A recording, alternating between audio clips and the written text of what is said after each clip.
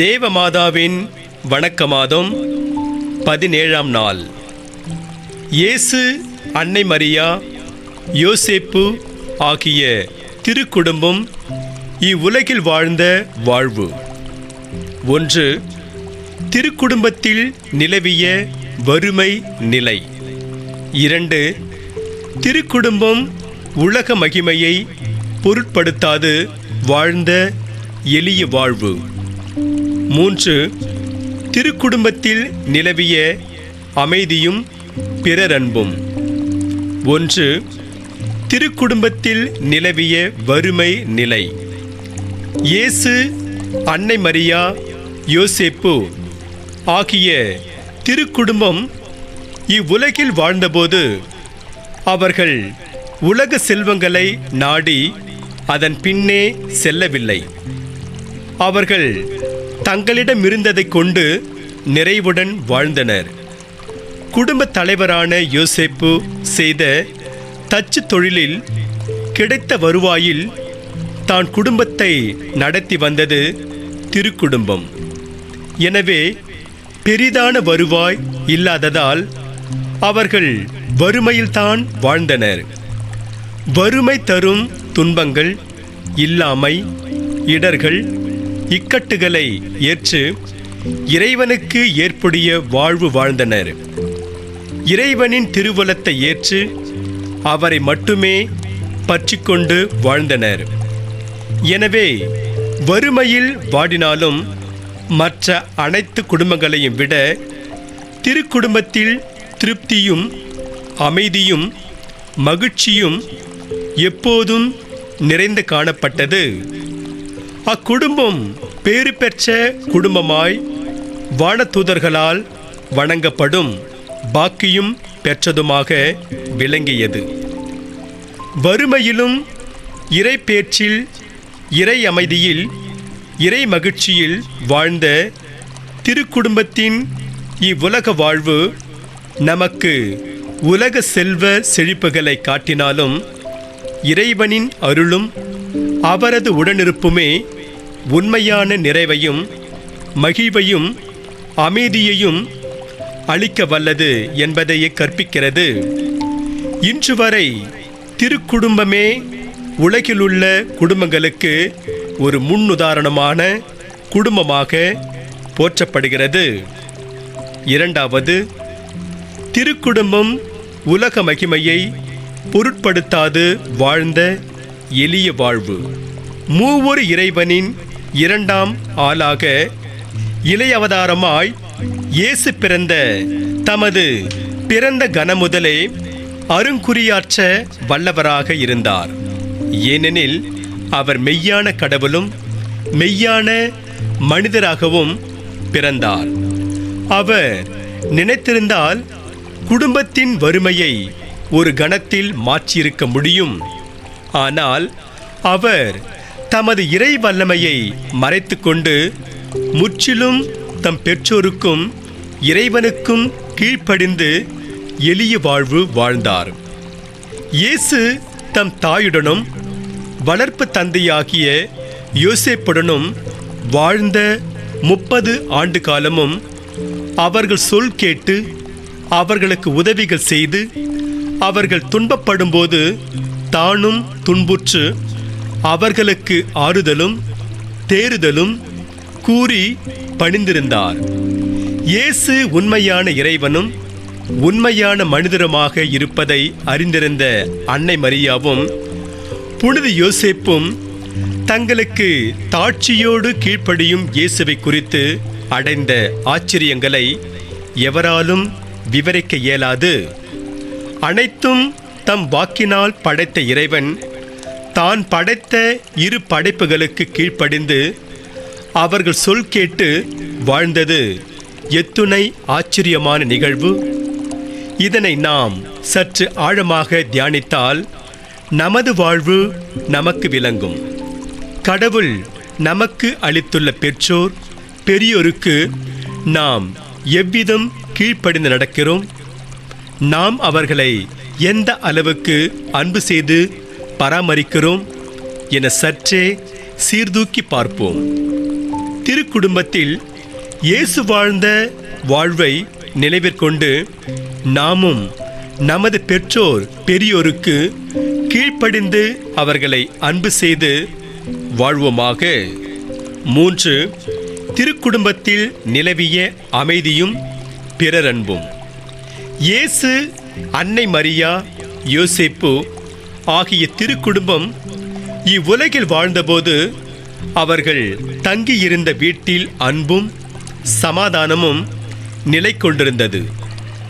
அந்த 30 ஆண்டு காலமும் அக்குடும்பத்தில் விளைந்திருக்கக்கூடிய அருங்குறிகளை நம்மால் வெளிப்படுத்த இயலாது. திருக்குடும்பத்தில் 30 ஆண்டளவும் சண்டை சச்சரவோ கோபத்தாபங்களோ வேறு எந்த விதமான தீய குணங்களோ காணப்பட்டதில்லை. ஒருவரையொருவர் மதிப்பதில் மரியாதை காட்டுவதில் எல்லளவு குறை இருந்ததில்லை. சமயத்திற்கடுத்த ஆசாரங்களை அனுசரிப்பதில், பக்தியோடு ஜெபிப்பதில், ஒருவரையொருவர் நேசிப்பதில் என்றுமே வழிவி நடந்ததில்லை. மூவருமே எப்போதும் மலர்ந்த முகத்துடன் அன்பும் மகிழ்ச்சியும் கொண்டவர்களாக உரையாடி வந்ததை கண்ட அக்கம் பக்கத்தவர் திருக்குடும்பத்தில் விளங்கிய வானகத்திற்கடுத்த பேரும் பேறு அங்கு நிலவியதைக் கண்டு தங்களுக்கு ஏற்படும் மனவேதனைகளில் திருக்குடும்பத்திடம் வந்து இயேசு, அன்னை மரியா, யோசேப்பு ஆகியோருடன் அமர்ந்து பேசி தங்களது மனக்கவலை நீங்க பெற்று அவர்களிடமிருந்து ஆறுதலையும் மன அமைதியையும் பெற்று சென்றனர். நாமும் நம் குடும்பத்தை திருக்குடும்பத்தை ஒத்ததாக நடத்திட முயற்சிப்போம்.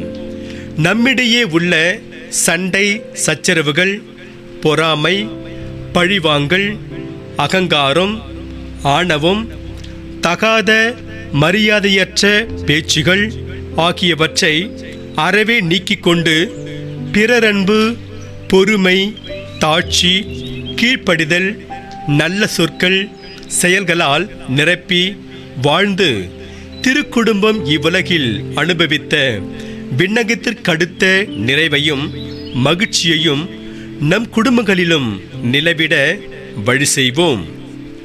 17ஆம் நாள் ஜெபம். எங்கள் மீட்பரின் தாயே, உமது திருமகனாகிய இயேசு கிறிஸ்துவை காணும் போதெல்லாம் நீர் அடைந்த மற்றற்ற மகிழ்ச்சியை குறித்து நாங்கள் இவ்வுலகில் வாழும் நாளெல்லாம் நல்லவர்களாக இறைவனுக்கு ஏற்புடைய வாழ்வு வாழ்ந்திட அனுகிரகம் செய்தருளும். பகைமை, கோபம், பழிவாங்கல் போன்ற தீய குணங்கள் எங்கள் ஆன்மாவில் நுழைந்துவிடா வண்ணம் எங்களை காப்பாற்றும். சிறப்பாக எங்கள் குடும்பத்தில் நாங்கள் ஒருவரை ஒருவர் அவரவர் நிறை குறைகளுடன் ஏற்று அன்பு செய்து தவறுகளை மன்னித்து கொண்டு மன்னிப்பு பெற வேண்டியிருந்தால் தயங்காமல் மன்னிப்பு பெற்று குடும்பத்தில் அமைதியும் மகிழ்வும் நிறைந்திடும் வண்ணம் வாழ்ந்திடும் நல் மனத்தினை எங்களுக்கு அருள்வீராக. நாங்கள் யாரையும் எப்போதும் மனவருத்தம் வருவிக்காமல் வாழ்ந்திடவும் எல்லோருடனும் மனசமாதானத்தோடு வாழவும் எங்களுக்கு நேரிடும் துன்பங்களில் நாங்கள் மன அமைதியோடும் பொறுமையோடும் வாழ்ந்திருந்து இறைவன் அருளை கண்டடைந்து வாழ்ந்திட வேண்டிய அருளை பெற்று தந்திட மன்றாடுகின்றோம். நீர் வாழ்ந்த திருக்குடும்பத்தை ஒத்ததாக எங்கள் குடும்பங்கள் எங்கள் வழியில் நடந்திடவும் எங்கள் ஒவ்வொருவருக்கும் வேண்டிய அருளை பெற்று தந்துள்ள வேண்டுமென்று உம்மை மன்றாடுகின்றோம். ஆமீன். நாளைய தினத்தில் அடிக்கடி ஜெபிக்க வேண்டிய ஜெபம். உம்மிடத்தில் பிறந்து எங்களை மீட்க வந்த இயேசு உம் வழியாக எங்களுடைய வேண்டுதலுக்கு செவிசாய்த்து ஏற்றிட அருள் புரிவீராக. நாளைய தினம் செய்ய வேண்டிய நற்செயல். நம் உறவினரில் யாரேனும் கிறிஸ்துவை விட்டு விலகி சென்றிருந்தால் அவர்களை சந்தித்து அவர்கள் மீண்டும் இயேசுவிடம் வந்திட வழி செய்தல். அன்னை மரியாவின் பரிந்துரையால் பெற்றுக்கொண்ட நிகழ்வு. ஒரு திருடன் ஒரு நாள் ஒரு குருவானவரை சந்திக்க நேர்ந்தது. அவன் செய்யும் பாவ செயலை அறிந்த அந்த குருவானவர் அவனிடம் அத்தகைய தீச்செயலை செய்ய வேண்டாம் என்று அவனிடம் வலியுறுத்தி கூறினார். ஆனால் அவனோ தனது வழியில் நடக்கப் போவதாக கூறி பிடிவாதம் பிடித்தான். குருவானவர் அவனிடம் அவன் பாவத்தில் நிலை கொண்டு வாழ்ந்தால் விண்ணகத்திற்கு செல்ல முடியாது, தண்டிக்கப்படுவான் என்று கூறினார். அதற்கு அவன், நான் வாழும் வாழ்க்கையினால் நான் நரகத்துக்கு தான் போவேன் என்று தனக்கு தெரியும் என்றும், ஆயினும் இந்த வேலை செய்தே பழகிவிட்டதால் அதையே செய்ய போவதாக சொன்னான். மீண்டும் குருவானவர் அவனிடம் அவன் எப்படி வாழ்ந்தாலும் அன்னை மரியாவை குறித்து சனிக்கிழமை தோறும் உபவாசம் இருக்க மட்டும் கேட்டுக்கொண்டார். அவ்வாறு செய்தால் அவன் இறப்பின் வேலையிலாவது மனமாற்றம் பெற்று நரக தண்டனைக்கு தப்பிக்க அன்னை மரியா உதவி செய்வார் என்று கூறினார். அவனும் அதை ஏற்றுக்கொண்டு அவ்வாறு செய்வதாக வாக்களித்தான். அவ்வாறு உபவாசம் இருக்க ஆரம்பித்ததிலிருந்து சிறிது சிறிதாக அவன் திருட்டு தொழிலையும் விட்டொழித்து திருந்திய மனிதனாக, நல்ல கிறிஸ்தவனாக வாழலானான். ஆயினும் ஒரு நாள் அவன் பழைய குற்றங்கள் சிலவற்றிற்காக பிடிபட்டு சிறையில் அடைக்கப்பட்டான். அவன் வயதானவனாக இருந்ததால் அவனை தூக்கிலிட வேண்டாம் என்று மக்கள் கூறினர். அப்போது அவன் மக்கள் முன்பாக வந்து இதுவரை தான் செய்த அனைத்து பாவங்களையும் வெளிப்படையாக அறிக்கையிட்டு மிகுந்த மன உருக்கத்துடன் தான் அவற்றை அறியாமல் செய்துவிட்டதாக கூறி தனக்கு மரண தண்டனை கொடுப்பது முறையே என்றும் கூறினான். அவனது தொடர் வேண்டுதலுக்கேற்ப அவனுக்கு மரண தண்டனை விதிக்கப்பட்டது. அதன்படியே அவனை தூக்கிலிட்டு அவனது உடலை கல்லறையொன்றில் அடக்கம் செய்தனர். அவனை புதைத்த கல்லறையில் பல அருங்குறிகள் நடைபெற்றதால் மக்கள் அவன் இறை அன்னையின் இரக்கத்தினால் அவருக்காக உபவாசம் இருந்ததால் விண்ணகத்தை அடைந்து விட்டான் என்று நம்பினர். அப்படி நம்பியவர்களில் பலர் மரியன்னை குறித்து உபவாசம் இருக்கும் பழக்கத்தையும் மேற்கொண்டனர். எனவே கிறிஸ்தவர்களாகிய நாம் அன்னை மரியாவை குறித்து செய்யும் ஜெபங்களோ மற்ற வேறு எந்த விதமான நற்செயல்களும் என்றும் வீணாகி விடாது என்பதை உணர்ந்தவர்களாக இத்தகைய நற்பழக்கங்களை மேற்கொள்வோமாக. புனித பெர்னத் தேவமாதாவை நோக்கி வேண்டிக் கொண்ட ஜெபம். மிகவும் இரக்கமுள்ள தாயே, உம்முடைய அடைக்கலமாக ஓடி வந்து உம்முடைய உபகார சகாயங்களை இறந்து உம்முடைய மன்றாட்டுக்களின் உதவியை கேட்ட ஒருவனாகிலும் உம்மால் கைவிடப்பட்டதாக ஒருபோதும் உலகில் கேள்விப்பட்டதில்லை என்று நினைத்தருளும். கன்னியருடைய ராக்கினியான கன்னிகையே, தயையுள்ள தாயே, இப்படிப்பட்ட நம்பிக்கையால் ஏவப்பட்டு உம்முடைய திருப்பாதத்தை அண்டி வருகிறேன். பெருமுச்செறிந்தழுது பாவியாகிய நான் உமது தயாளத்துக்கு காத்துக்கொண்டு உமது சமூகத்திலே நிற்கிறேன். அவதரித்த வார்த்தையின் தாயே, என் மன்றாட்டை புறக்கணியாமல் தயாபரியாய் கேட்டு தந்தருளும். ஆமேன். ஜென்ம பாவம் இல்லாமல் உற்பவித்த புனித மரியாயே, பாவிகளுக்கு அடைக்கலமே, இதோ உமது அடைக்கலமாக ஓடி வந்தோம். எங்கள் பேரில் இரக்கமாயிருந்து எங்களுக்காக உம்முடைய திருக்குமாரனை வேண்டிக் கொள்ளும். விண்ணுலகில் இருக்கிற எங்கள் தந்தையே, உமது பெயர் தூயதென போற்ற பெறுக. உமது ஆட்சி வருக. உமது திருவுளம் விண்ணுலகில் நிறைவேறுவது போல மண்ணுலகிலும் நிறைவேறுக. எங்கள் அன்றாட உணவை இன்று எங்களுக்கு தாரும். எங்களுக்கு எதிராக குற்றம் செய்வோரை நாங்கள் மன்னிப்பது போல எங்கள் குற்றங்களை மன்னியும். எங்களை சோதனைக்கு உட்படுத்தாதேயும், தீமையிலிருந்து எங்களை விடுவித்தருளும். ஆமென்.